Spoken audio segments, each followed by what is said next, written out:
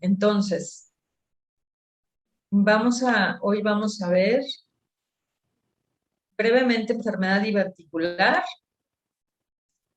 y adenomas del colon, pero mi pantalla porque se quedó ocupada. Espérenme. Bueno, los divertículos. Es una enfermedad benigna, frecuente en los pacientes adultos mayores. Generalmente, pues son ancianos, son mayores de 60 años de edad. Es extraordinariamente raro en gente joven, en menos de 50 años. Generalmente son lesiones, pues ya de adultos mayores, que pues esto tiene que ver con muchos cambios en la anatomía y en la fisiología del intestino, pero también tiene mucho que ver con la dieta. La dieta baja en fibra puede predisponer a la enfermedad por divertículos. Y estos realmente son pseudodivertículos, no son divertículos verdaderos porque no están compuestos de toda la pared del intestino y son como saquitos. Y en estos saquitos se llena de heces fecales. Generalmente son asintomáticos, casi siempre son múltiples. El sitio más frecuente es colon sigmoides y estos se van a formar por aumento de la presión intraluminal del colon, secundario a contracciones peristálticas exageradas y por secuestro espasmódico de los segmentos intestinales. Entonces, así se verían en la endoscopía. Y fíjense cómo generalmente se acompaña pues de una atrofia también de la mucosa, ya casi no se ven los pliegues. Entonces, son realmente pseudodivertículos, no son divertículos verdaderos, y esto es lo que veríamos. Vean cómo se ve una invaginación de la mucosa se mete hasta las capas musculares profundas, y así es como lo veríamos. Y generalmente son múltiples, van a estar llenos de heces fecales, estos están muy limpitos, pero en general ahí se llena de heces fecales. Como les digo, generalmente son asintomáticos, pero un 20% de los casos se van a complicar con diverticulitis.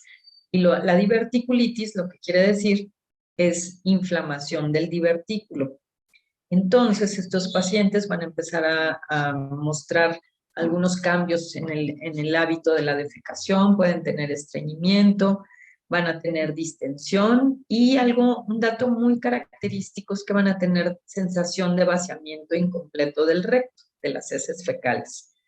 Ocasionalmente puede haber sangrado y pues el tratamiento en este caso sería con suplementos dietéticos que tengan más contenido de fibra. Eso puede mejorar a los pacientes, pero en algunas ocasiones esta diverticulitis puede ser con una sintomatología muy importante y entonces van a requerir cirugía. Generalmente son pacientes ancianos y lo que les hacen pues es una hemicolectomía.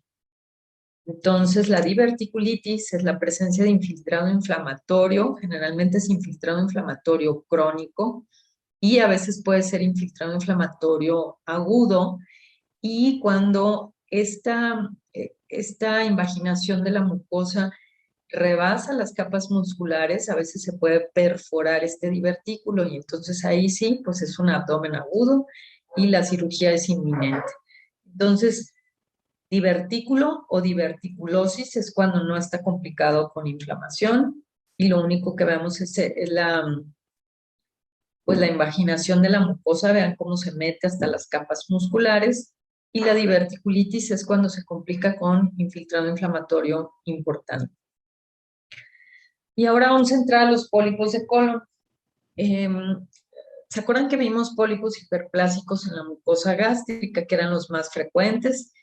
Son benignos, pues en colon también hay, son un poquito menos frecuentes. El sitio de localización más frecuente es en estómago, pero cuando se presentan en el colon se van a ver más comúnmente en el colon del lado izquierdo. Son pequeñitos, van a ser menores de 5 milímetros de diámetro. Pueden ser únicos o pueden ser múltiples y característicamente, acuérdense que los pólipos pueden ser sésiles, pueden ser planos, pegaditos a la mucosa, o pueden ser pediculados. Generalmente estos van a ser un poquito más planos o con un nodulito un poco elevado en la mucosa. Estos se consideran benignos y algo bien importante, chicos, los pólipos hiperplásicos del colon son siempre benignos, pero hay un pólipo que hay que diferenciarlo mucho de los pólipos hiperplásicos, que son los pólipos cerrados o acerrados, y eso es muy importante hacer el diagnóstico porque se asocian directamente al carcinoma de colon. Entonces, en estos pólipos, lo que tenemos que buscar cuando vemos un pólipo hiperplásico es ver que podemos encontrar una arquitectura cerrada. Cerrada quiere decir que encontramos como si fueran, miren, como invaginaciones hacia la luz, en forma como de dientes o de sierra. ¿Qué es esto? Pero en los pólipos hiperplásicos tenemos que buscarlo bien. Estas proyecciones, como en dientes o de sierra, lo vamos a ver solamente en la superficie del pólipo y el resto de las criptas, por ejemplo, aquí van a haber cambios reactivos, pero no va a haber estos mismos cambios cerrados. Esto es bien importante para diferenciarlo del pólipo cerrado, que sí tiene un componente preneoplásico y estos no lo tienen. Luego seguimos con los pólipos amartomatosos. Estos son también muy importantes porque generalmente tenemos, en ellos va a haber dos tipos. Unos son los esporádicos, que es cuando aparece de manera esporádica sin tener ninguna predisposición familiar, pero también los tenemos como parte del síndrome de Peutz-Jeghers. En este síndrome vamos a tener múltiples pólipos, generalmente en estos síndromes vamos a tener alrededor de 100 pólipos en todo el trayecto del intestino. Estos especialmente se van a encontrar en intestino delgado cuando son parte del componente del síndrome de Peutz-Jeghers. Son múltiples y se van a asociar a hiperpigmentación mucocutánea, generalmente en los labios, y obviamente pues se van a asociar a antecedentes familiares. Estos se van a diagnosticar principalmente en edades muy cortas, como son hereditarios. Se va a ver alrededor de los 11 años de edad y tiene un predominio autosómico dominante. La característica de estos pólipos, no vamos a ver displasia en el epitelio, son glándulas hiperplásicas, algunas de aspecto quístico. Esto es una foto de su libro y es una tinción de tricrómico de Masson, en donde destaca la presencia de estas bandas de músculo liso en un aspecto arborizante, y esto es lo que hace el diagnóstico de un pólipo amartomatoso. Cuando nosotros vemos un pólipo amartoso al microscopio y vemos estas bandas de músculo liso que atraviesa y separa todas estas glándulas, tenemos que hacer el diagnóstico de pólipo amartomatoso, y los clínicos tienen que investigar los antecedentes de este paciente para ver si no se asocia a este síndrome de Peutz-Jeghers. Este síndrome tiene la mutación STK11. Cuando se sospecha, pues hay que hacer pruebas genéticas al paciente y a su familia, porque al tener este síndrome de Peutz-Jeghers se asocia a otros tipos de cánceres, como cáncer de colon, de páncreas, de mama, pulmón, ovarios, útero, testículo. Entonces, como ven, es muy importante hacer el diagnóstico, asegurarnos de que es un pólipo esporádico o descartar que se trate de pólipos múltiples asociados al síndrome de Peutz-Jeghers. Y aquí tenemos algunos ejemplos de pólipos amartomatosos. Este es un ejemplo de un pólipo gástrico, y aunque está un poquito lejos la foto, por aquí se alcanzan a ver las bandas de músculo liso, que es lo que nos va a hacer el diagnóstico. Este es un pólipo de yeyuno y este es un pólipo en colon. Entonces, cuando son esporádicos los podemos encontrar en cualquier sitio, y cuando son parte del componente del síndrome de Peutz-Jeghers van a estar localizados predominantemente en intestino delgado y van a ser múltiples. Entonces, no se les olvide que se relacionan a bandas de músculo liso, y por eso se les llama pólipos amartomatosos, porque acuérdense que los amartomas son, pues, se consideran neoplasias benignas que tienen diferentes componentes de tejido, pero maduro y benigno. Y luego tenemos el pólipo juvenil. Este es un pólipo que se ve principalmente en los niños. Son niños de 5 años o un poquito menores, característicamente se localizan en el recto y entonces son niños que a la hora de defecar van a tener sangrados frecuentes y entonces se les hace un estudio y se encuentra este pólipo que es benigno, generalmente es benigno, aunque aquí tenemos un pólipo juvenil que se asocia con áreas de displasia, pero bueno, esto lo vamos a encontrar principalmente asociados con los síndromes de poliposis juvenil. Tenemos de dos tipos, también el pólipo juvenil puede ser esporádico y también se les conoce como pólipos de retención y son pequeñitos, miden menos de 3 centímetros, pero también los vamos a ver asociados al síndrome de poliposis juvenil, que tiene un predominio autosómico dominante y aquí igual encontramos pues una gran cantidad de pólipos. Y estos son un poco mayores a los pólipos esporádicos, entonces el juvenil es uno de los pólipos más frecuentes en niños de manera esporádica, se localizan en el recto y se caracterizan por tener las glándulas muy quísticas. En los otros pólipos, en el amartomatoso, habíamos visto que también se podían ver glándulas de aspecto quísticos. Fíjense que en el hiperplásico, pues también están un poquito dilatadas la luz de las glándulas, pero nunca van a ser tan quísticas como en el pólipo eh, juvenil o pólipo de retención que se ve en los niños chiquitos y a veces podemos encontrar también infiltrado inflamatorio, entonces algunos les llaman pólipo juvenil, pólipo de retención o pólipo inflamatorio, pero el nombre correcto es un pólipo juvenil. Y hay que checar que sea esporádico y que no sea dentro de un síndrome de poliposis juvenil. Vamos a ver algunos síndromes asociados a pólipos. Uno de ellos es el síndrome de Cowden. Este también tiene un predominio autosómico dominante y en este lo que vamos a encontrar es una mutación con pérdida de la función del gen supresor tumoral PTEN. Y aquí vemos, este es un pólipo que realmente son pólipos de aspecto amartomatoso, que también tienen estas eh, bandas de músculo liso. Aquí está muy clarita, es una foto de inmunistoquímica para PTEN y aquí vemos algunas áreas de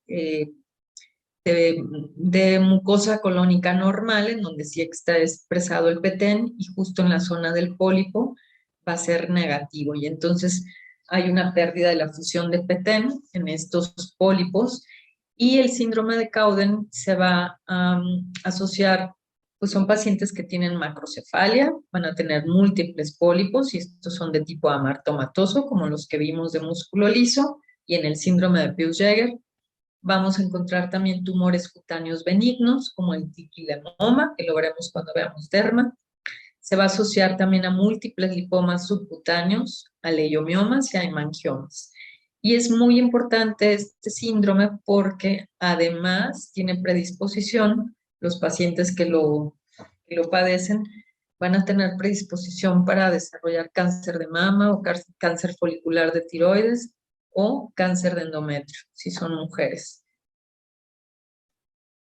Y vamos a entrar al adenoma sesi cerrado. Este es un adenoma que recientemente ha tomado muchísima importancia porque ya está, bueno, hace ya varios años que está descrito su asociación con el desarrollo de cáncer de colon y antes probablemente no se le ponía mucho cuidado y a lo mejor se confundía con un pólipo hiperplásico, porque acuérdense que dijimos que en el pólipo hiperplásico podía haber zonas aserradas o cerradas, pero solo en la superficie. Y aquí les voy a mostrar algunos ejemplos. A veces puede ser muy difícil distinguirlos, pero hay algunas características que nos ayudan a localizarlos. Estos se van a encontrar predominantemente en colon derecho. Ya dijimos que tienen potencial maligno a pesar de carecer displasia.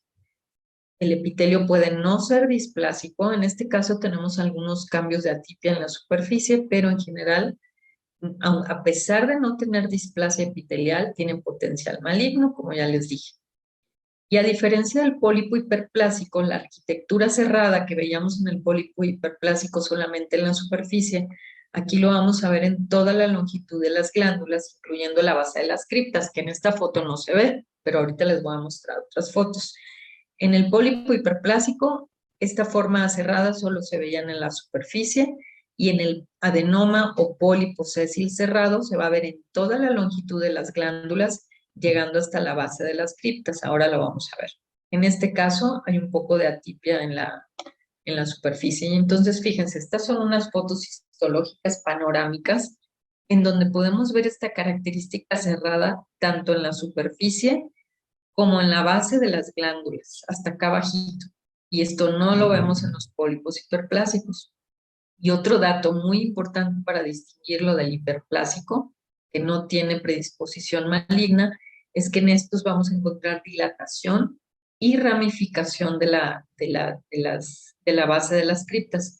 Vean cómo las criptas se van hasta abajo, pero lo más importante es que esta característica cerrada se vea en toda la longitud de la glándula. Esto nos diferencia del pólipo hiperplásico. Y este es bien importante porque cuando se hace diagnóstico de un pólipo cerrado sésil, se le tienen que hacer múltiples estudios a ese paciente para, por ejemplo, los estudios que se hacen es por inmunohistoquímica para ver si existe estabilidad de microsatélites. Acuérdense que esto, si ustedes lo leyeron, tiene que ver con las proteínas reparadoras del DNA.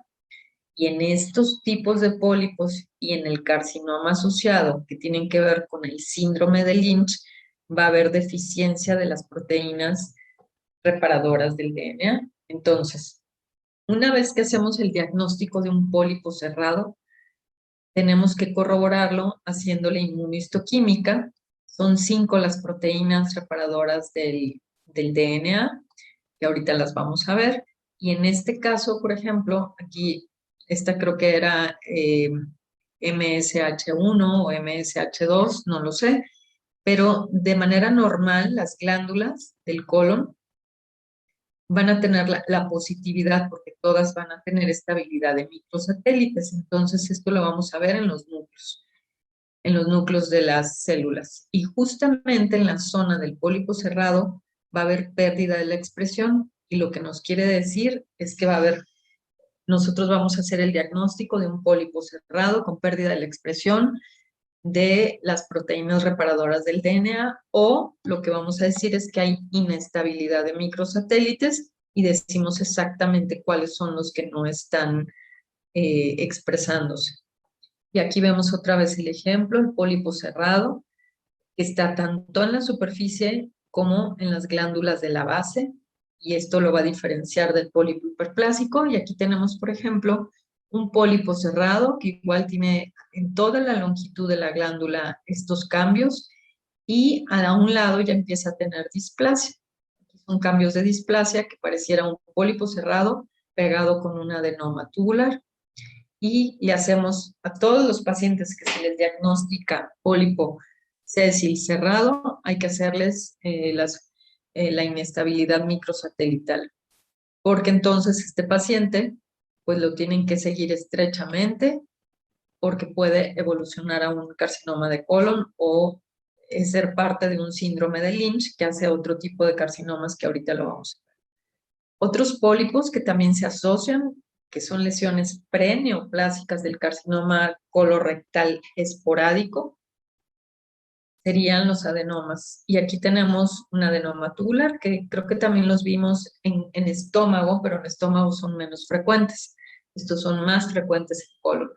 Y aquí lo que vamos a ver también es un incremento en el número de las glándulas, pero estas glándulas, por definición en los adenomas, siempre tienen displasia epitelial.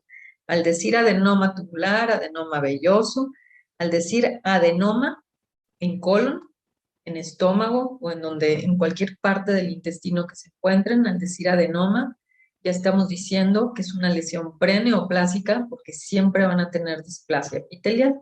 Esta displasia epitelial siempre va a ser de bajo grado, pero en algunas ocasiones encontramos zonas de displasia epitelial de alto grado, y hay que decirlo porque entonces pues ya la evolución hacia un adenocarcinoma de colon ya está muy cercana. Los adenomas tubulares miden generalmente entre 0.3, pero pueden llegar a medir hasta 10 centímetros, pueden ser pediculados o pueden ser sésiles. Y en este caso que yo les estoy mostrando, este es un adenoma que se le hizo inmunohistoquímica y tiene pérdida de la expresión de MSH6, que es una de las proteínas reparadoras del DNA. Y entonces, con esto, nosotros podemos decir que este es un paciente que está asociado al síndrome de Lynch, pero ahorita lo vamos a ver más adelante. Entonces, puede haber también adenomas tubulares asociados a síndrome de Lynch o adenomas tubulares que son, pues, esporádicos. Aquí tenemos una foto panorámica de un adenoma tubular. Los adenomas en colon se dividen en adenoma tubular, en donde todos lo que hay es una proliferación de glándulas, de túbulos, siempre con displasia de bajo grado. Podemos tener adenomas que son mixtos, que tienen zonas tubulares y zonas vellosas. Lo de velloso es porque parece que tienen pedículos o proyecciones digitiformes, entonces puede haber mixtos. Y aquí les muestro cómo se ve un adenoma velloso. Tiene estas proyecciones como papilares, como bracitos largos, y característicamente el adenoma velloso, pues miren, pareciera como una papila con un tallo fibrovascular y casi siempre se encuentran como cambios mucinosos, pero lo más importante pues es la presencia de displasia con estratificación eh, nuclear y la presencia de mitosis. Tanto el adenoma tubular como el adenoma velloso, como el adenoma túbulo velloso, son lesiones premalignas para cáncer de colon, pero de esos tres, el adenoma velloso puro es el que más se asocia al adenocarcinoma. Es muy importante. Y si estos adenomas tienen un pedículo y el cirujano o el endoscopista lo quita completo con el pedículo, nosotros tenemos que ponerle tinta a la base del pedículo para poder estar seguros que la base está libre, porque si se queda un poquito de este adenoma velloso y el médico cree que lo quitó completamente, pues posteriormente puede crecer y puede evolucionar a un adenocarcinoma. Y aquí les muestro un adenoma tubular con displasia de bajo grado. Acuérdense, en la displasia siempre va a haber estratificación nuclear, va a haber atipia con crecimiento del núcleo, presencia de nucleolos. Este sería de bajo grado y vean la diferencia de un adenoma con displasia de alto grado. Es mucho más marcada la estratificación y podemos encontrar muchas mitosis atípicas. Entonces, el velloso es el que más se asocia. Dentro de los síndromes de poliposis tenemos la poliposis adenomatosa familiar, que se conoce también como PAF. Esta es autosómica dominante, son numerosos pólipos, todos estos que son hereditarios siempre se van a ver en los jovencitos. Se van a manifestar a veces en edades muy tempranas, a veces en la adolescencia. Son numerosos pólipos, pero para poder hacer el diagnóstico se tienen que contar más de 100. Y en esta imagen que les muestro hay unos pólipos muy grandes como estos, pero todo el resto que ven, todos son pólipos de menor tamaño, pero por supuesto que hay más de 100, a veces se encuentran más de 1000.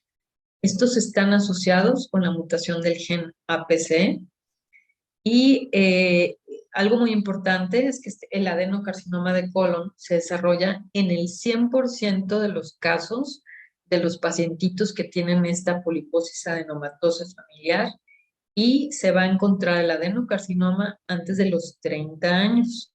Entonces, ¿qué sucede con estos niños que se les detecta en la adolescencia o un poquito antes? Y entonces se le hacen todos los estudios familiares y se detecta que es una poliposis adenomatosa familiar, pues hay que hacer una colectomía total porque es 100% seguro que va a desarrollar carcinoma en algún momento de su vida. Este síndrome va a tener también manifestaciones extraintestinales asociadas, como la hipertrofia congénita del epitelio pigmentado de la retina. Esto se va a ver al nacer y este es un signo de alerta para tener la sospecha y hacer los estudios pertinentes para hacer el diagnóstico de este tipo de poliposis y ver en qué momento se realiza la colectomía. No hay de otro. Se les tiene que hacer colectomía a estos pacientes. El síndrome de Garner es un síndrome que tiene poliposis adenomatosa, pero además se asocia con tumores benignos de hueso, como los osteomas, que es una producción benigna de hueso, pero es un tumor que se va a encontrar principalmente en la mandíbula, en el cráneo y en los huesos largos. Estos pacientes también van a presentar quistes en la epidermis y característicamente también van a tener dientes supernumerarios. A esto se le conoce como síndrome de Gardner. Y otro síndrome que también tiene poliposis adenomatosa es el síndrome de Turcot. Y en este, además de estos adenomas intestinales, los pacientes van a tener tumores en sistema nervioso central y de ellos el más frecuente es el méduloblastoma. Cuando los pacientes no tienen la mutación del gen APC, pueden tener otro tipo de mutación, que sería este, que ahorita vamos a verlo en un resumen que ustedes tienen en su libro.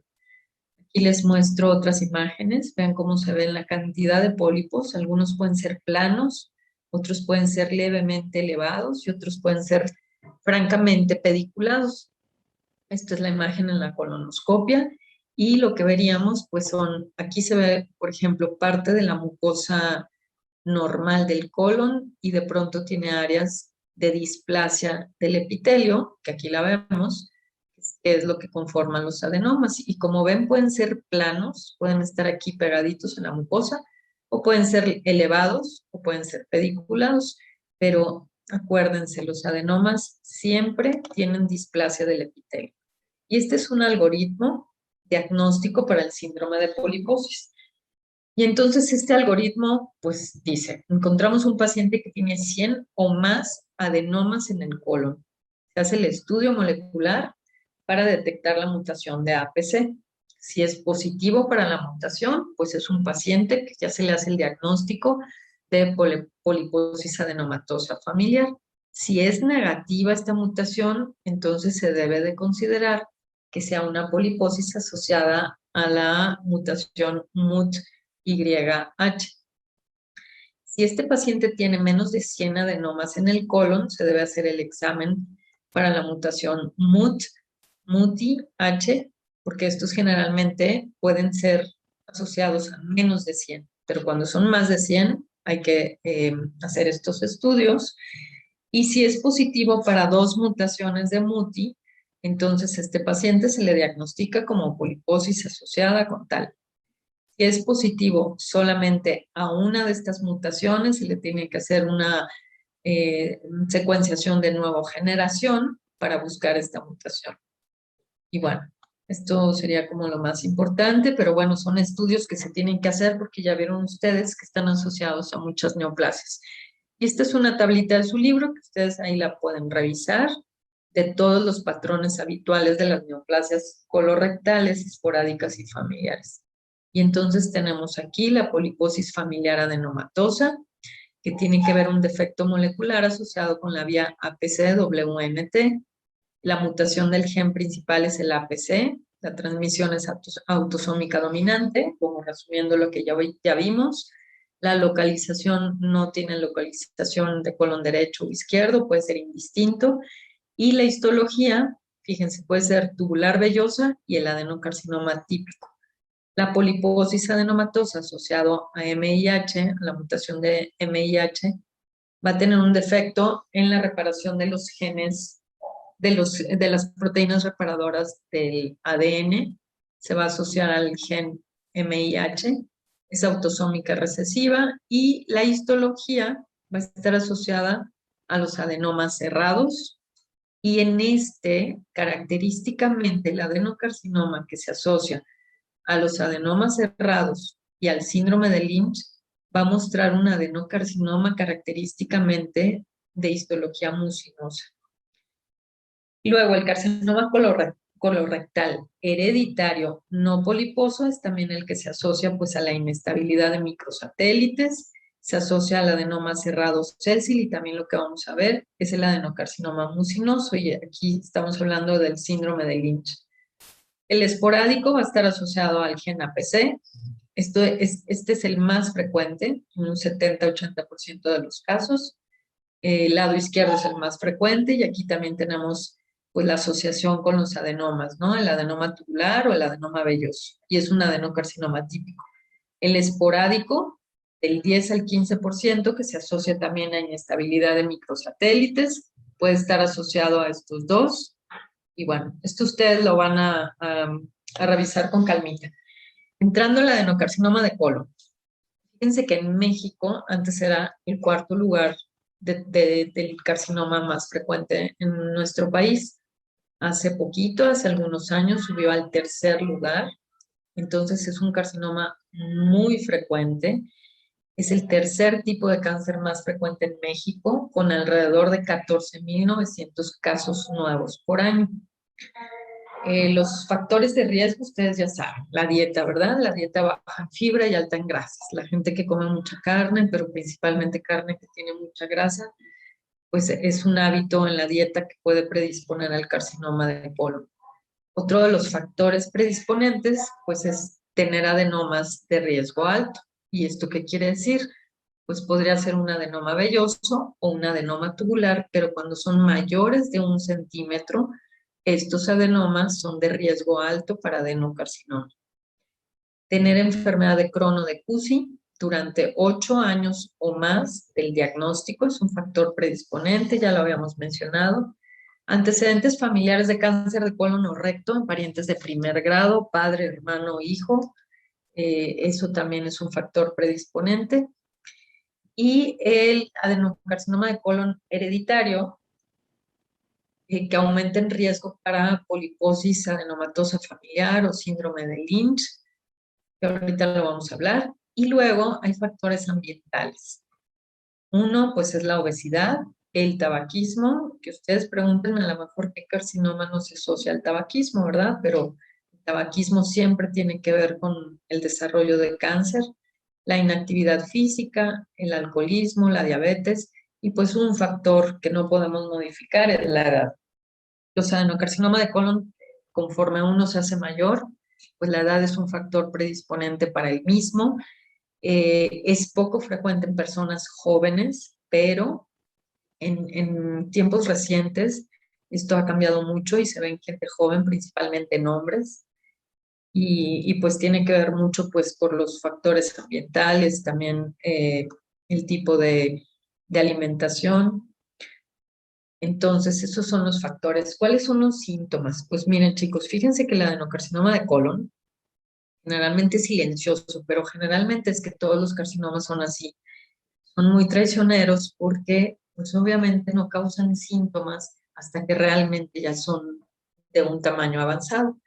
Y cuando ya es un tamaño avanzado, pues entonces, pues ya ver, ¿qué es lo que vamos a encontrar primero? Pues sangre y moco en heces por el tamaño del tumor, por la localización, porque pueden tener erosión o pueden tener la ulceración si el tamaño es muy grande. Entonces, uno de los principales síntomas son la presencia de heces, digo, de sangre y moco en las heces, dolor abdominal que no desaparece, cólicos, pues, y otros síntomas asociados, ¿no? Como en todos los cánceres, como debilidad, cansancio. Y otro dato, pues la sensación de necesidad de evacuar en cada momento. Y luego, pues ya la pérdida de peso. Y aquí lo más importante es que últimamente hay muchas pruebas de diagnóstico precoz. Hay muchos hospitales, por ejemplo, el INCAN tiene, eh, es que hay un mes en el año que ahorita no lo recuerdo, se dedica especialmente a hacer pruebas para hacer el diagnóstico precoz de cáncer de colon y entonces en personas totalmente asintomáticas, pero que tienen alrededor de 45, 50 años o más, se les invita a que se hagan la prueba de manera gratuita. Y lo que se hace pues es llevar una muestra de heces fecales para ver si existe sangre oculta, que la sangre oculta pues ese es lo más peligroso porque no se ve, ¿no?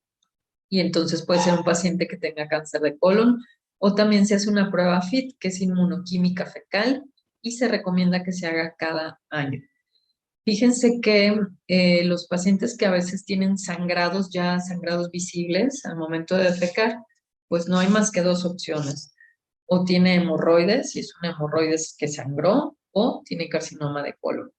Y también algo muy importante para sospechar carcinoma de colon es generalmente en hombres, porque es un poquito más frecuente en los hombres.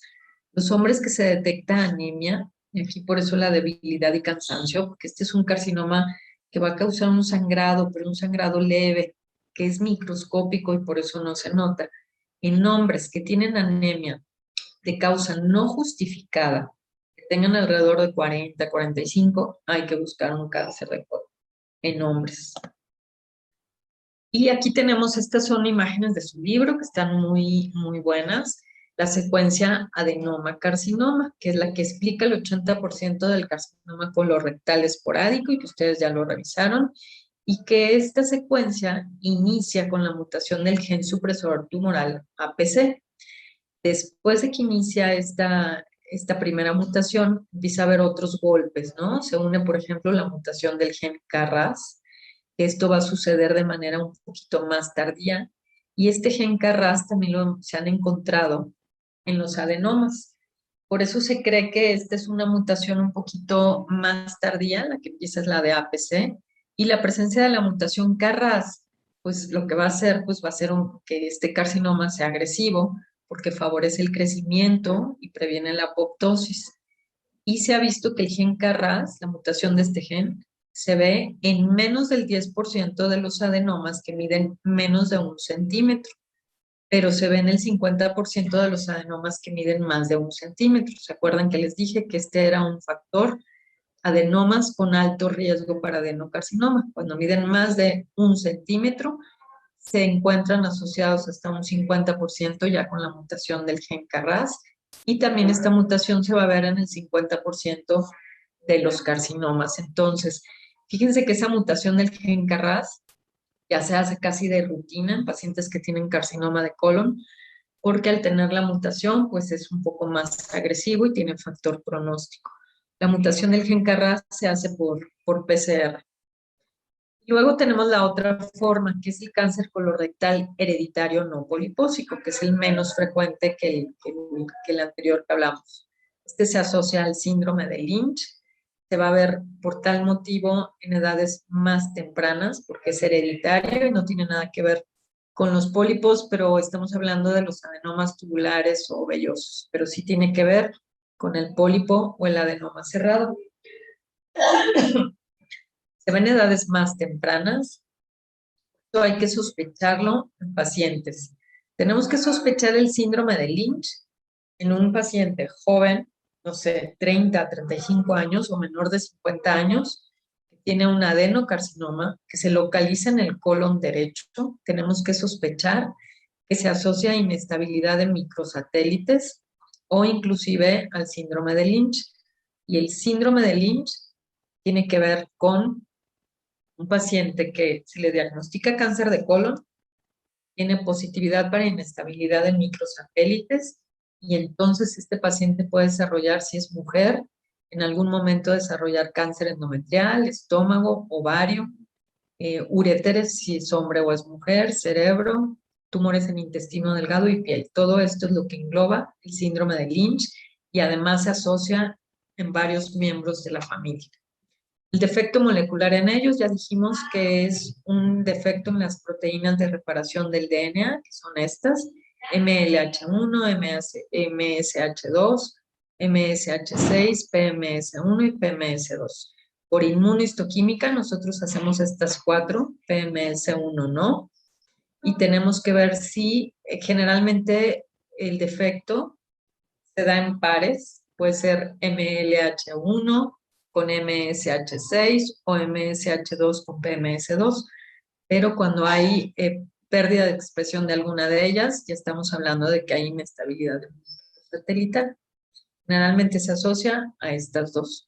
Y entonces tenemos aquí el colon normal, el adenoma cerrado sésil, por eso les digo que es bien importante hacer el diagnóstico de un adenoma cerrado y no confundirlo con un pólipo hiperplásico que no tiene predisposición maligna, porque al hacer el diagnóstico de adenoma cerrado, este paciente se tiene que hacer un estudio genético y completo y hacer las pruebas de inestabilidad en microsatelital, porque tiene un riesgo alto de desarrollar un carcinoma colorectal.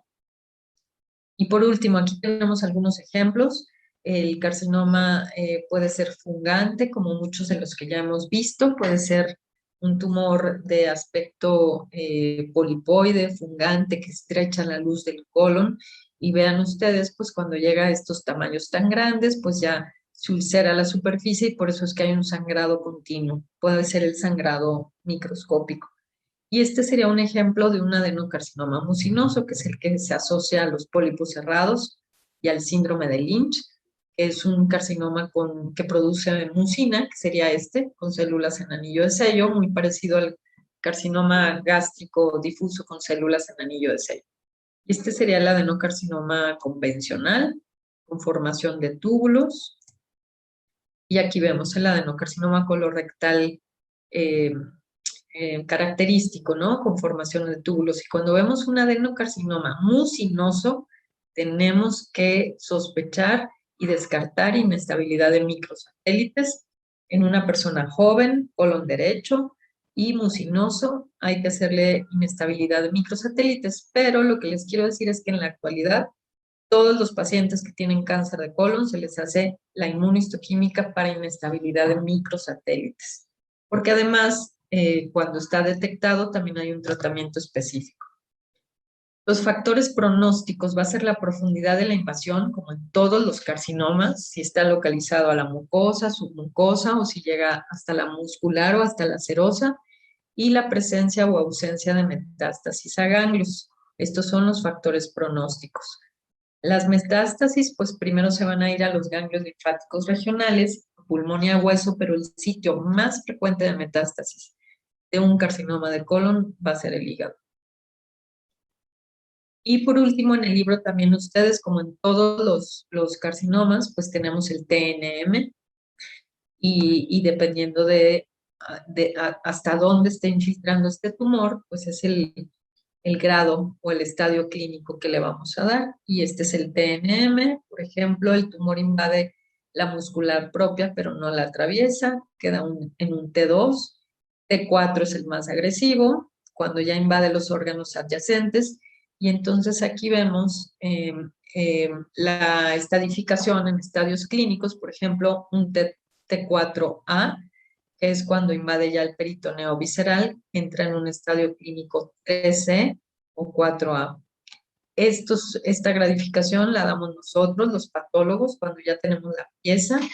Nosotros siempre tenemos que dar el TNM y tenemos que dar el estadio clínico según las últimas clasificaciones. Y creo que aquí terminamos. Bueno, este es a mayor detalle para ver los estadios clínicos, el estadio 1, el estadio 2, el estadio 3, cuando ya rebasó todas las capas musculares hasta la serosa, y el estadio 4, cuando ya tiene invasión a órganos vecinos. Creo que aquí termino. Y por último les voy a presentar un casito. Déjenme dejar de compartir este y les voy a compartir. Okay. Bueno, no sé si tengan algún comentario y no tenemos la clase con la doctora Elizabeth, ¿verdad? A la 1. Bueno, están viendo mi pantalla, ¿verdad? Sí, doctor. Sí, doctora. Sí, doctora, ya se ve. Bueno, chicos, les voy a presentar un caso que presenté en un congreso, no, en un seminario de patología gastrointestinal en el 2016, que tiene mucho que ver con lo que vimos hoy. Y entonces les presento el caso de un chico de 13 años de edad que ingresó al hospital por sangrado de tubo digestivo bajo, que así es como se manifiestan principalmente ya sea el carcinoma o los pólipos, pero de gran tamaño. Y como antecedentes clínicos tenía síntomas de diarrea que alternaban con estreñimiento y evacuaciones con sangre 3 meses antes de que él acudiera. Entonces, 13 añitos que tenía estos datos clínicos. En la colonoscopia lo que se encontró fueron pólipos múltiples en colon descendente y sigmoides. Se le hizo una primera micolectomía izquierda en febrero del 2014 y una segunda resección rectal en mayo de 2014. Entonces, múltiples pólipos, 13 años, pues ya pueden ustedes empezar a pensar qué podría ser, ¿no? Posterior al tratamiento, el chiquito recibió al diagnóstico, recibió 2 ciclos de quimioterapia doxorubicina, fosfamida, dexrazosane, y posteriormente hizo metástasis pulmonares y falleció. Entonces, les voy a mostrar la primera hemicolectomía que recibimos. Esto lo recibí yo y ya les dije que esto fue en febrero del 2014. Y vean ustedes, lo que encontramos aquí es la presencia de múltiples pólipos, pero vean el tamaño, inclusive aquí pareciera ya que fuera un tumor, un adenocarcinoma, es bastante grande. Otros de este tamaño, múltiples pólipos, y si ven, pues algunos son, este parece pediculado, estos se ven planos, pero son múltiples pólipos y aquí lo van a ver ahora fijado. Aquí lo vamos ya fijado. Vean este pólipo qué grande, otros más pequeñitos. Y bueno, les voy a mostrar ahora estos a mayor detalle. Vean qué gran tamaño de estos pólipos. ¿Cómo no iba a estar sangrando este chiquito, verdad? Aquí vemos a mayor detalle estos pólipos. Algunos, miren, sí tenían pedículo, como estos. Y entonces lo que decidieron, pues fue, en lugar de resecarle pólipo por pólipo, fue hacerle una hemicolectomía. Y esta es una foto muy bonita que hizo alguno de los residentes, en donde vemos estos pólipos. Por ejemplo, este es un pólipo plano, este es un pólipo pediculado, este es un pólipo que no tiene pedículo, pero está un poquito elevado. Ya, o sea, diferentes tipos de pólipos, llenos de pólipos. Y si ven aquí, pues se ven algunas áreas quísticas, ¿verdad? Y como de aspecto mucinoso. Tenemos, miren, como por ejemplo, este es un corte muy bonito de la pared del intestino, donde vemos unos pequeños polipitos. Seguramente son planos y de pronto vemos un pólipo un poquito más elevado. Aquí tenemos otro que ya hace un pedículo y otro. O sea, la mucosa estaba con una continuidad de múltiples pólipos. Y lo que vimos al microscopio, pues aquí se ve el pólipo, mira. Aquí está el pólipo, aparentemente como si tuviera una base fibroconectiva. Y lo que se ve en el pólipo, pues son dilatación de las glándulas, ¿no? Como si fuera un pólipo hiperplásico, que hay un incremento en el número de las glándulas, algunas están con un poquito de dilatación de la luz, pero aparentemente el epitelio, ahorita lo vamos a mayor detalle, probablemente pues no tenían displasia, o sea que adenomas no eran, pero hay algo que sí llama muchísimo la atención, el estroma que hay entre estas glándulas, pues es un estroma muy celular, que no es lo habitual, porque generalmente esto estaría lleno de glándulas, ¿no? Entonces, aquí lo vemos a mayor detalle. Estas glándulas son hiperplásicas.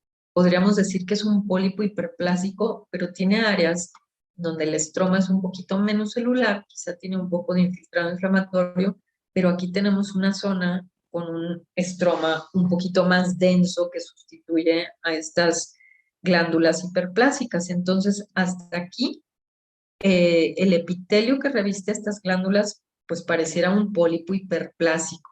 Y en otros cortes más, pues ven ustedes esto, ¿no? Es un estroma que nos llamaba mucho la atención porque no es lo habitual, como que resaltaba más este estroma tan celular y un poquito atípico, más que las glándulas. Y como qué nombre le ponemos y otras áreas pues con muchos pólipos y con muchas glándulas hiperplásicas, pero con estas zonas hipercelulares entre los pólipos. Miren aquí otra vez. Aquí se empieza a ver un poquito de estratificación en el epitelio, a diferencia de otras zonas, pero lo que más llama la atención es el estroma o la lámina propia tan celular como esto que estamos viendo aquí. Y fue un caso que nos causó muchísimo, muchísimo problema porque no sabíamos qué era lo que estábamos viendo aquí en el estroma, de qué estaban compuestos estos pólipos. Y vean aquí en estas áreas, ya de plano parece un aspecto sarcomatoso con células fusiformes, muy, muy celular el estroma. Fue muy difícil porque además a mayor detalle, vean, este es el estroma, ya olvídense de las glándulas. El estroma tiene mucha tipia, mucho pleomorfismo, muchas mitosis, vean esto y los núcleos son muy atípicos. De pronto hacia un aspecto fusiforme, sarcomatoso, y de pronto hacia un aspecto epitelioide, como este que estamos viendo aquí, y las mitosis. O sea, esto tenía que ser maligno a fuerzas. Y aquí vemos un corte, aunque curiosamente este estroma estaba tan atípico, tan neoplásico, con glándulas hiperplásicas, como estas que vemos aquí, este estroma y estos pólipos no rebasaban la muscular de la mucosa, que es esta que estamos viendo aquí. Aquí está la submucosa y las capas musculares. Entonces, ¿qué puede ser esto? Maligno, que no está invadiendo. Entonces, carcinoma no es, sarcoma no es, porque no me está invadiendo, está limitado a esta zona. ¿Cómo le llamamos? Muy, muy difícil. Y aquí la pregunta era, ¿se trata de un tumor del estroma gastrointestinal, que ya vimos, ¿verdad? Que tiene una proliferación de células fusiformes muy pegadito a la mucosa, a la muscular de la mucosa. Para descartarlo, pues había que hacerle CD117, que realmente el CD117, aunque se ve pues de un color amarillito, fue negativo, porque aquí tenemos unas células positivas que pudieran ser las células intersticiales de Cajal. Bueno, también nos marcan algunas células, ay, no me acuerdo ahorita qué células, pero bueno, realmente el CD117 fue negativo, porque este es nuestro control interno. Y el CD34, que también es positivo en el histoma, pues también fue negativo. Pero lo que sí nos está marcando es que tiene mucha proliferación de vasos, como hacen muchas neoplasias. La proteína S100, que se acuerdan que para descartar un histoma o otros tumores, como tumores de vaina nerviosa periférica, también hacíamos la proteína S100. Entonces, fíjense, proteína S100 es fuertemente positiva en estas células del estroma y negativa en las glándulas. Y aquí tenemos el pólipo. Entonces, de estos marcadores para diagnosticar histoma, pues negativo. Histoma no es, y lo único que tenemos es una proteína S100. Y aquí tenemos el resumen de todo lo que se le hizo, y lo único que fue positivo fue la proteína S100 y la bimentina, que estos dos pues apoyan pues a diferenciación de células mesenquimatosas. El resto, fíjense, hasta se hizo para descartar melanoma negativo, para descartar un tumor de músculo liso negativo. P53, acuérdense que también es un gen supresor tumoral, fue positivo hasta en un 30%. Esto nos dice que sí era maligno, que sí es maligno. Y el índice de proliferación celular fue muy alto, 60%. Entonces, estos dos nos aseguran que esas células son malignas, pero el único marcador que tenemos es un marcador neurogénico y el resto fue negativo.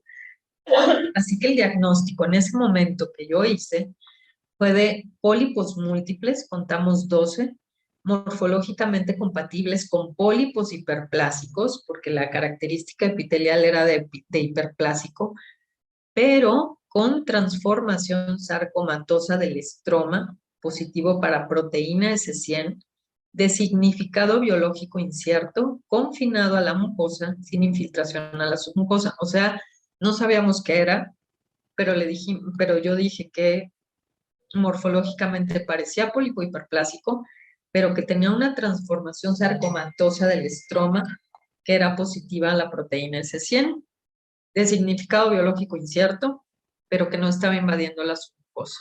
El caso se llevó a consulta al Instituto Nacional de Pediatría y el diagnóstico de ellos fue pólipos amartomatosos juveniles, aunque nunca le encontramos músculo liso para decir que era amartomatoso, con reacción pseudosarcomatosa, sarcomatosa del estroma sin extensión a pared intestinal, muy parecido a lo que yo dije, pero yo dije pólipos hiperplásicos, ellos dijeron amartomatosos, con reacción, o sea, tampoco había un nombre específico que ponerle. Y el resultado de ellos fue proteína S100 positiva, pimentina positiva, igual que nosotros, y CD34 positiva únicamente en vasos. O sea, el mismo diagnóstico. Posteriormente, de esa resección, le creció de manera muy rápida otro pólipo en el recto, y varios, porque miren, aquí se ve uno y aquí se ve otro, y le hicieron resección del recto, y esta fue la siguiente resección que recibimos, pero aquí la sorpresa es que este patrón sarcomatoso, este sarcoma, ya estaba metido en las capas musculares. Ya no era como el otro que estaba limitado a la submucosa. De aquí sí, se ve muy sarcomatoso y tenemos la misma positividad de vimentina, pero aquí de vimentina y de proteínas hacían lo mismo, pero aquí ya estaba invadiendo la muscular, la muscular propia, y a diferencia de los otros, aquí ya se veían áreas francamente epitelioides con estas células más grandes. El chiquito hizo múltiples metástasis pulmonares, que son todas estas, o sea que francamente era un sarcoma. Y entonces el diagnóstico que yo di ya con esta resección fue de un sarcoma de alto grado consistente con tumor maligno de vaina nerviosa periférica, proteína S100 positivo que infiltra el espesor de la pared rectal con extensa necrosis. El chiquito ya tenía metástasis. Y entonces se hizo ese diagnóstico, el niño falleció, no se hizo autopsia, pero al final fue así de... Realmente era un tumor de vaina nerviosa periférico maligno, que son muy poco frecuentes en los niños y muy poco frecuentes con esa presentación de pólipos múltiples. O se trata realmente de un tumor neuroectodérmico gastrointestinal maligno, que se conoce como CNET, que es algo que lo van a escuchar muy poco porque es muy poco frecuente. Y entonces me puse a estudiar, y por eso presenté este caso en un seminario, todas estas áreas epitelioides, proteínas S100, le hice más anticuerpos como enolasa neurona específica, porque este tumor, el tumor neuroectodérmico gastrointestinal maligno, es positivo para marcadores como la enolasa neurona específico. Se hizo SOX10, que también fue positivo, porque me puse a buscar artículos. Aquí tenemos la enolasa neurona específica muy positiva, y aquí tenemos el resumen del resto de los marcadores que se hicieron, que se dice que son positivos en este tipo de tumor, pero de estos que deben de ser positivos, como CD56 y sinaptofisina, que fueron negativos, los únicos positivos fueron enolasa, SOX10 y pues la proteína S100. Así que el diagnóstico que se hizo fue de este tumor, pero yo hice una revisión, porque fíjense que este casito se lo mandé al doctor Miguel Reyes Mujica, que es el jefe de patología pediátrica de el Children's en Pittsburgh, del Hospital de Niños en Pittsburgh, pero en ese tiempo estaba en la Clínica Mayo, no sé. Bueno, la historia es que él es mexicano, es un patólogo pediatra muy importante, muy prominente, y en un congreso americano, porque yo siempre me quedé con esta historia de este caso, me llevé un bloque de parafina. Y en un congreso americano que coincidimos, me acerqué y le dije, oye Miguel, fíjate que tuve un caso súper interesante, que lo saqué así, pero al final me quedo con que no sé realmente qué tuvo este chiquito, porque es extraordinariamente raro. Y ahí en el congreso le di el bloque de parafina, él se lo llevó y le hizo múltiples estudios. Él me contestó y me dijo, por ahí tengo su correo, me dijo, Evelyn, qué caso tan extraordinario, qué fotos macroscópicas tan padrísimas siguen haciendo en México, porque en Estados Unidos no hacen esto. Y entonces me dijo, lo voy a sesionar porque es un caso muy complicado, le hice la inmunohistoquímica y es lo mismo que tienes tú. Y él me dijo, pues yo creo que puede ser esto. Él fue el que me dio la idea realmente. Y entonces, lo que quiero decirles es que él lo sesionó con todos sus residentes y con todo el grupo del staff médico de pediatría de su hospital, y había también diferentes diagnósticos. Y este es el primer artículo en donde ellos publican una serie de casos, 6 casos, de un tumor gastrointestinal que ellos le llamaban como un sarcoma de células, que semeja a un sarcoma de células claras de partes blandas, pero este característicamente era rico en células tipo osteoclasto. Ellos reportaron 6 casos de tumores que simulaban GIST. Y entonces, en este artículo, el resumen de ellos fue que 5 casos estaban localizados en intestino delgado, uno en estómago, la edad variaba aquí. Un caso tenía esta traslocación. Ellos resumieron que eran tumores agresivos con metástasis ganglionar, hígado y en otros sitios, y que su inmunohistoquímica era consistentemente positiva a la proteína S100 y negativo para todo esto. y mencionaban si se trataba de un tumor gastrointestinal distintivo con características de sarcoma en células claras de partes blandas sin marcadores melanocíticos. Y aquí están los ejemplos de ese artículo, que no me acuerdo de qué año fue, del 2003.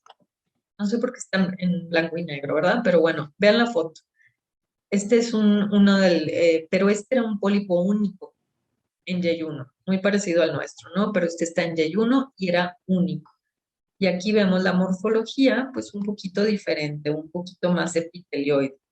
Luego, en junio del 2012, juntaron 16 casos y aquí participó un patólogo mexicano, el doctor Hugo Domínguez Malagón, y lo que hicieron fue reunir casos de muchas partes. Y aquí es donde ellos le dan el nombre de tumor neuroectodérmico gastrointestinal maligno. Ellos definieron esta entidad. Aquí ya no aparece el doctor Miguel Reyes, pero él participó en estas entidades. Y entonces describen 16 casos. Y aquí tenemos todos los casos, ¿no? Dónde estaban localizados, cuáles fueron los diagnósticos que se hicieron, la inmunohistoquímica que se hizo. Y aquí tenemos varios ejemplos de ellos. Vean ustedes cómo se parece muchísimo al mío, con estas glándulas, que no es lo que predominan las glándulas, sino el estroma, un estroma sarcomatoso que de pronto tenía áreas epitelioides como el mío, ¿no? Un ejemplo, aquí es otro casito en donde tiene bandas de tejido fibroso que el mío no tenía, pero de nuevo estas áreas tan sarcomatosas que alternan con áreas epitelioides. Y aquí no le puse qué era, pero bueno, se le hizo SOX10, se le hizo enolasa neurona específica, lo que yo les platiqué.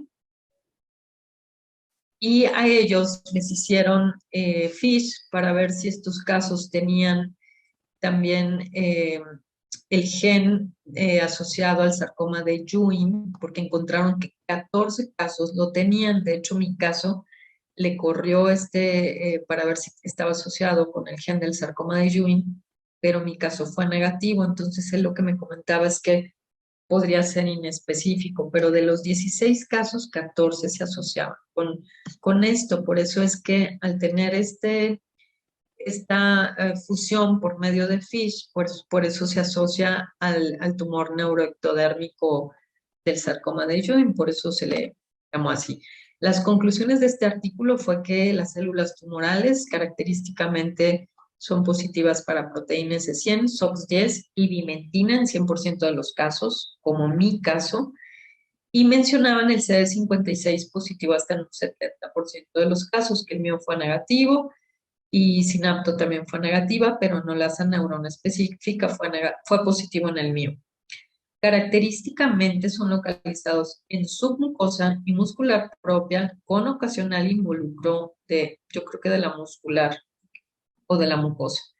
Y ellos en este artículo proponen llamarlo tumor neuroectodérmico gastrointestinal maligno, que ahora ya es una entidad bien definida. Y bueno, estos son otros artículos que yo encontré del tumor del tracto gastrointestinal tipo sarcoma de células claras, que ahora se le conoce como NET, y la mayoría son reportes de casos. En el 2015 reportan solamente 38 casos en la literatura, 9 son reportes de caso y 5 como una serie única. Es todo el diagnóstico diferencial que había que hacer, que yo le hice la inmuno para descartarlo, y como ven fue un caso muy complicado, y mis conclusiones fueron que este tipo de tumor es muy raro, con características morfológicas distintivas, con ausencia de marcadores melanocíticos y evidencia de diferenciación neural. Es una neoplasia agresiva gastrointestinal. Bueno, no fueron mis conclusiones, fueron las de ellos, del artículo que les mostraba previamente. Es una neoplasia agresiva gastrointestinal con metástasis, pero ellos hablan de metástasis intraabdominal. En mi caso fue una metástasis extraabdominal a pulmones con esta positividad y que se asocian al gen de fusión del sarcoma de Ewing. Y entonces mis conclusiones, el tumor, ¿no? El NET es un tumor único generalmente, con involucro de la pared, localizado en submucosa y muscular propia, con ocasional involucro de mucosa, que generalmente muestran el gen de fusión del sarcoma de Ewing y metástasis ganglionares e intraabdominales y la inmuno. El caso que yo presento, a diferencia de este, fue múltiples tumores polipoides. La primera resección estaba con un involucro limitado a la mucosa, la segunda involucraba toda la pared. Este paciente hizo metástasis pulmonar, a diferencia de las metástasis que ellos mencionan intraabdominales. El gen de fusión del sarcoma de Ewing no fue concluyente. La inmunohistoquímica fue exactamente igual a estos y mi conclusión es si se trata de un tumor neuroectodérmico gastrointestinal maligno, pero con una presentación inusual, que fue finalmente lo que concluimos con el doctor Miguel Reyes, que sí se trataba de esa entidad, pero que era extraordinariamente raro por la presentación de pólipos múltiples y por la metástasis y demás. Y bueno, él me ayudó a hacerle todos los estudios de FISH y algunos otros, y bueno, haberlo presentado en sesión con todo su staff médico y el doctor Ángeles, que me ayudó también a revisar todo el caso. Y ahí terminamos. ¿Qué les parece el caso? Súper interesante, ¿verdad? Es un caso pues extraordinario, que aunque no tiene que ver con el adenocarcinoma de colon, pero fíjense que como a veces nos desviamos, que un chiquito de 13 años con un sarcoma como este, no me acuerdo las edades de los demás, en este momento no lo revisé, pero son de esos casos, chicos, que, porque a mí me tocó ver todas las resecciones del niño, y como mi primer diagnóstico donde yo ponía que tenía diferenciación sarcomatosa, no me lo compraron aquí, se lo llevaron los oncólogos pediatras al Instituto Nacional de Pediatría, porque no creyeron en ese diagnóstico inicial que yo di. Entonces dijeron, no, que lo vean los patólogos pediatras del Instituto Nacional de Pediatría, y al final dijeron exactamente lo mismo, no tenían un nombre que ponerle. La diferencia que ellos dijeron pólipo amartomatoso, yo puse pólipo hiperplásico. El asunto es que cuando pasan estos casos, lo que les quiero decir es que, bueno, el chiquito finalmente falleció porque era muy agresivo y porque ya tenía metástasis.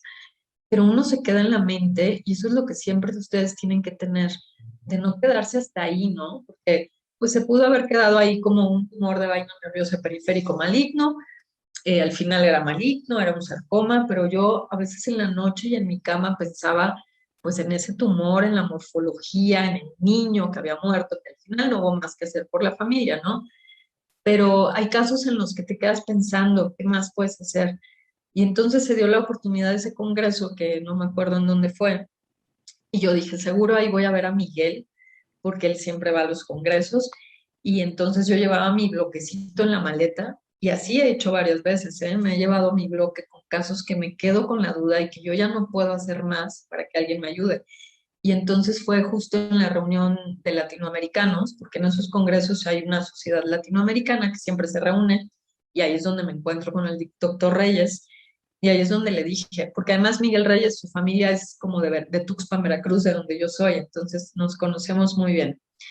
Y entonces llegué y le dije, Miguel, por favor, quiero que veas este caso. Y fue un caso, pues, de mucha enseñanza para mí. A él fue un caso extraordinario que nunca concluimos para escribir. Muy mal, ¿verdad? Yo creo que todavía estamos a tiempo. Pero eso es lo que les quiero decir. La conclusión es que nunca se queden con algo, ¿no? O sea, yo ya hice mi diagnóstico y esto es. Siempre hay que ir más allá, ¿no? ¿Y con quién tienes que ir? Pues con el experto de los expertos. Si a lo mejor yo me hubiera quedado con ese diagnóstico, pues ahí quedó. Pues no, y este caso lo presenté en varios congresos porque realmente es un caso muy poco frecuente y muy interesante. Espero que les haya servido un poquito esto, pero más que nada para pensar que nunca nos quedemos ahí, ¿no?